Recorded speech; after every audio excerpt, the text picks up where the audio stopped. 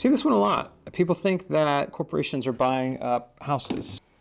And it does happen, not nearly to the scale that people think it does. I think the last time it's definitely less than 5%. We'll have to look up the actual statistic. 3% of homes.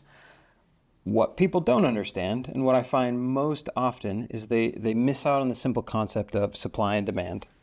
You've probably heard of it before. Think of the pandemic. You couldn't buy toilet paper. Why? I don't know. But prices go up when supply is limited. And the unfortunate consequence of 2008, other than people seeming to think that a home price crash is coming again, that it's inevitable. Maybe that's true. Maybe it's not. If anybody can tell you they know what's coming, they're lying to you. But the unfortunate consequence is that it pushed out home builders. And if we look at supply and demand purely on demographics alone, the 06, 07, 08 were the last time that there were an equal number of houses available. It was approximately 4 million for the amount of home buyers that were shopping. It was even, 4 million to 4 million. That has shifted significantly. And those home builders are the ones that went out of business. They got hit the hardest. Maybe some of them needed to go out of business, but we now have, if you look back, 15, 16 years of a housing market that has been severely underbuilt. And it's hard for people to really wrap their heads around it because everywhere you look, it feels like they're building homes. And yes, they're building expensive homes, but that's a different conversation around cost of materials and just the cost to put a home in.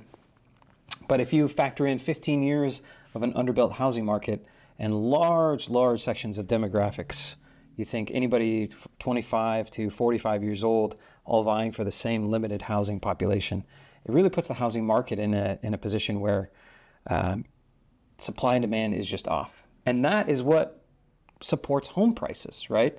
And sure, home price growth has slowed as rates have been higher, and that's frustrating for everybody. But that's the reality of how upside down the market is that, and not upside down in terms of where home prices are. That's upside down in terms of the availability of homes. And that is, hey, home prices have continued to be sustained in their pricing because there's just that much of a shortage. So while it feels like the average person can't afford a home, and that's maybe true if you look at the numbers, the opportunity still exists.